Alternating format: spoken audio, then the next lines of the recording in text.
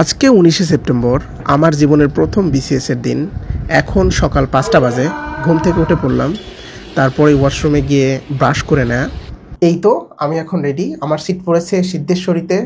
আমাদের ভার্সিটি থেকে বিসিএস পরীক্ষার্থীদের জন্য বাসের ব্যবস্থা করেছে।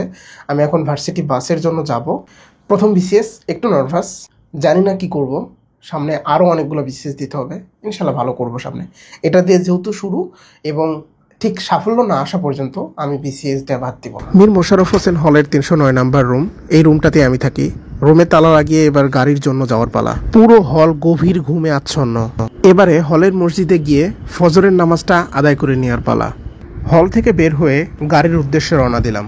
এই তো পেছনে হল ফেলে যাচ্ছি, তারপর কেন্দ্রীয় শহীদ মিনার, এবং দেখতে পাচ্ছি অলরেডি অনেক স্টুডেন্ট এসে গাড়ির জন্য অপেক্ষা করছে। এই তো আমার অ্যাডমিট কার্ড। সো এখানে ভিডিওতে যাদেরকে দেখতে পাচ্ছেন সবাই কিন্তু বিসিএস ক্যান্ডিডেট আমাদের ক্যাম্পাসেরই। সো এই যে সবুজ বাস, এই বাসটা আসলে আমার রুটের না, সো এই বাসে আমি উঠতে পারলাম না। সো আবারও সামনে এগিয়ে যাচ্ছি ট্রান্সপোর্টের দিকে। এই যে আরেকটা লাল বাস দেখতে পাচ্ছি, সবাই দৌড়ে যাচ্ছে বাসে ওঠার জন্য। সো এই তো এটাও আমার রুটের বাস না, সামনের এই বাসটাই আমার রুটের, অর্থাৎ সিদ্ধেশ্বরীতে যাবে। এবারে বাসে উঠে পড়লাম। বাসে প্রচুর গাদাগাদি, প্রচুর স্টুডেন্ট। পুরো বাংলাদেশের 4 লাখ স্টুডেন্টের কথা বাদই দিলাম, শুধু জাহাঙ্গীরনগর স্টুডেন্টদের মধ্যেও যদি কম্পিটিশন হয় তাহলে এতগুলো স্টুডেন্টের মধ্যেই টেকা আসলে কঠিন। সো বিসিএস এত বড় একটা কম্পিটিটিভ জায়গা। মাঝখানে জাকসু থেকে আমাদের জন্য পানি এবং স্যালাইনের ব্যবস্থা করেছিল, এবং মজার বিষয় জাকসু থেকে কিন্তু আমাদের এই বাসগুলোর ব্যবস্থা করে দেওয়া হয়েছে। এই যে দেখতে পাচ্ছেন প্রচণ্ড পরিমাণে ভিড়, সবাই আসলে ঝুলে ঝুলে যাচ্ছে। অনেক স্টুডেন্ট বাসে উঠতেই পারেনি, তাদেরকে বাইরে পাবলিক বাসে করেই যেতে হবে।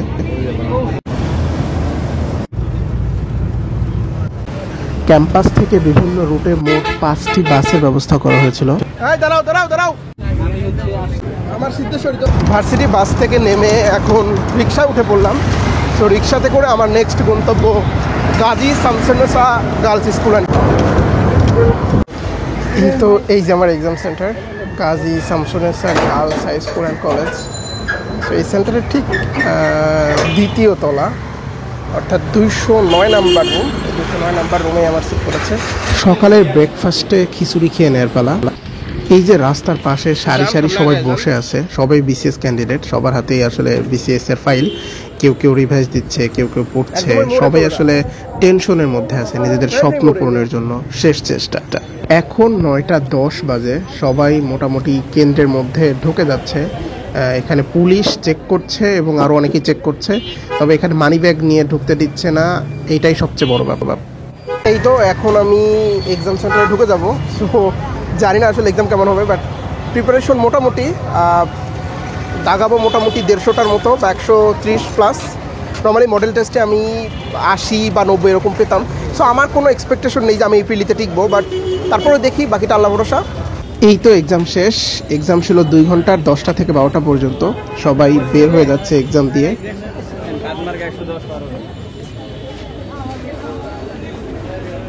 এই তো পরীক্ষা শেষ, পরীক্ষা দিয়ে বের হয়ে পড়লাম। সো কোশ্চেন আমার কাছে মোটামুটি স্ট্যান্ডার্ড মনে হয়েছে। যারা অন্তত একবার সিলেবাসটা শেষ করতে পেরেছে, আমার কাছে মনে হয় যে তারা খুব ভালো মতো আর কি অন্তত 120টা কারেক্ট করতে পারবে। আমার কাছে মনে হয় রিভাইজ দেওয়ারও দরকার নেই, যে রিভাইজ দিতে হবে ব্যাপারটা এরকম না। আমি মোটামুটি 140টার মতো দেখাইছি। সো 140টার মতো দেখাইছি। যদি কাটমার্ক 105 বা 105-এর যদি কাছাকাছি হয়, আমার মনে হয় যে আমার আসার সম্ভাবনা খুব একটা বেশি। সো আর যদি কাটমার্ক খুব বেশি হয় তাহলে আসলে আমার সম্ভাবনা নেই। সো কোয়েশ্চেনের এক্সপিরিয়েন্স খুবই ভালো ছিল। আমার কাছে মনে হয় যে একবার যদি অন্তত সিলেবাসটা শেষ করা থাকে তাহলে আসলে প্রিলি টেকাও অতটাও কঠিন ব্যাপার না। কিন্তু মজার বিষয় হচ্ছে আমার একবার সেই সিলেবাসটা আমি কমপ্লিট করতে পারিনি, যে কারণে আমার কাছে মনে হচ্ছে যে আসলে একটু টাফ হতে পারে। বাকিটা আসলে দেখা যাক কী হয়। এই যে আমার বিসিএস এর প্রশ্ন। সো এবার যদিও বিসিএস প্রশ্ন দিয়ে দেওয়ার কথা ছিল না, বাট কেন জানি দিয়ে দিছে আর কি। তো বিসিএস প্রশ্ন এখানে আমি আসলে মূলত যেটা দেখলাম, অ্যাকচুয়ালি আমি পরীক্ষা দেওয়ার সময় 2টা ব্যাপার খেয়াল রেখেছি।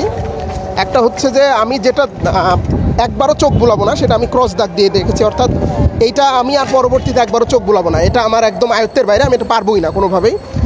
আর গোল দাগ দেওয়া বলতে বোঝাচ্ছে যে এটা আমি দুইটা অপশনের মধ্যে কনফিউজ যে কোনটা হবে। সো এটা পরবর্তীতে যদি সময় থাকে তাহলে এটা একবার চোখ বুলাবো। আর প্রত্যেকটা প্রশ্নের উত্তরে তো আমি একটা করে দাগ দিয়ে রেখেছি, সো এটা মিলাবো আসলে আমার কতগুলা কারেক্ট হয়েছে।